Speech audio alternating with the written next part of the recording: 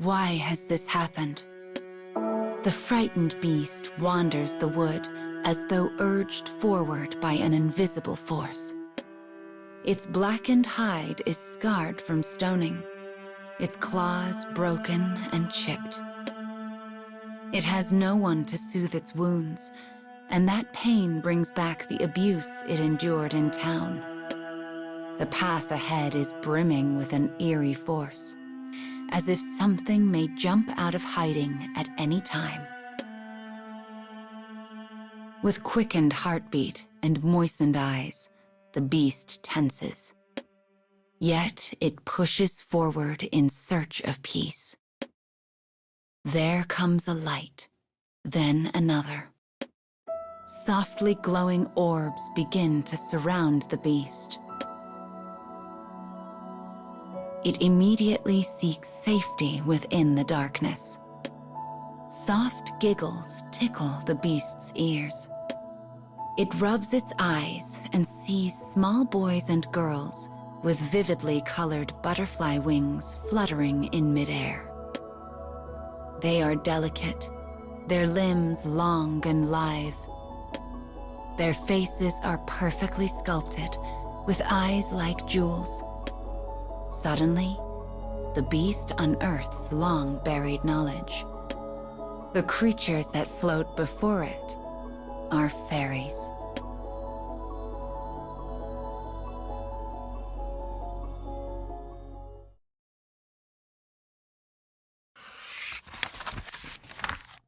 The beast musters its courage and speaks to the floating cluster of light. Are you Fae?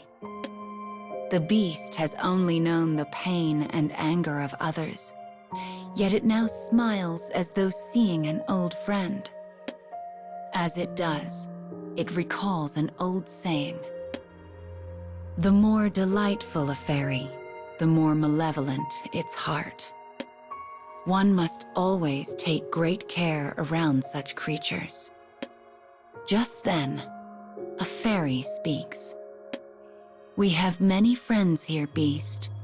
We would get to know you better. Its voice is a tinkling bell. Merry. Terrified of such baseless kindness, the beast shakes its head. I'm bad at talking. Exchanging glances, the giggling fairies motion for the beast to come closer. The beast so badly wants to surrender and join in their play. But when it notices the savagery in its own clenched fist, it casts its eyes downward. I am too dark, too big, too stupid, too slow, and too ugly. So very ugly.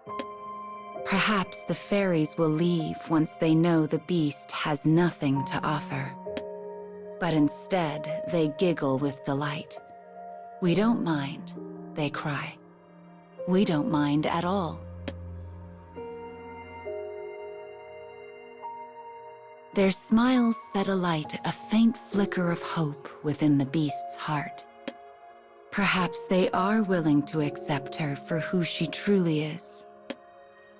Show us who you are. She feels lightheaded. Her heart pounds. Beneath the gentle moonlight, she takes a large step forward.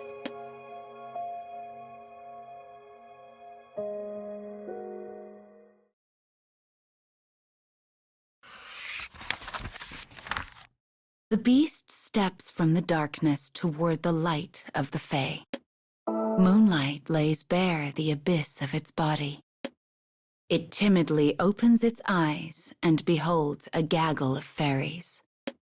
Their faces are twisted with sick delight. Ew, you're so ugly. So ugly. You're neither fairy nor demon. You're not even human. What are you? Their shrill laughter overwhelms the beast, and its heart is instantly consumed by a ferocious storm. Fairies flit around the beast's nose as though emphasizing its hideousness.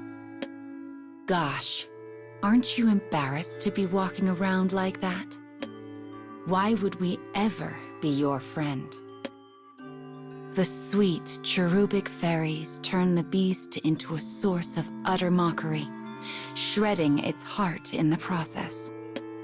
It is not their fault. I should not have spoken. How I loathe myself.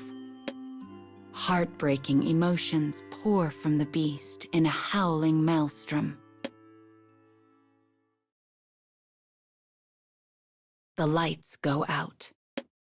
As the beast swipes the air, the fairies vanish in the blink of an eye. Beautiful butterfly wings explode in the moonlight. But the impulse is still there. I hate you, you're liars. Leave me alone. But the beast only thinks these things, for it cannot find the will to speak. It continues its rampage, shrieking in unholy fury as the entire forest falls before the power of its frenzy.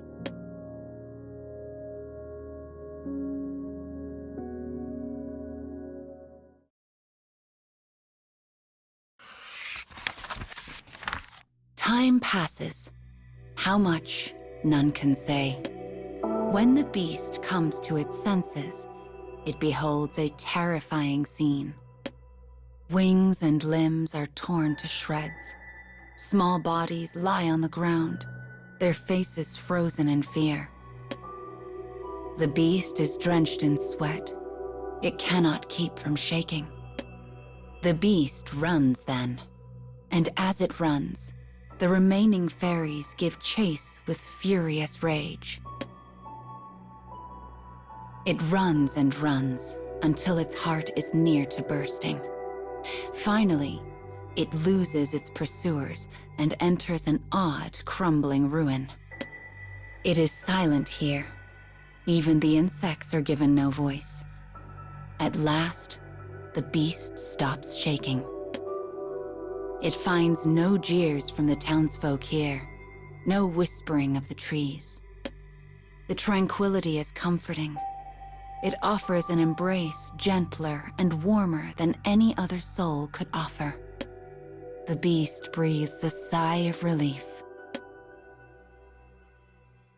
In that moment, the beast sees a glint of light.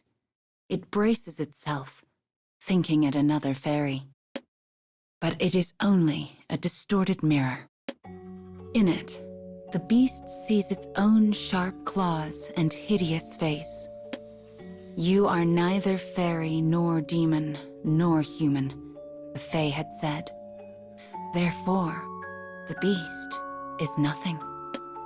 It is because the beast looks like this, because it is nothing, that it finds no acceptance in the world. Perhaps it should have stayed alone, so it would never hurt another in an outburst of emotion.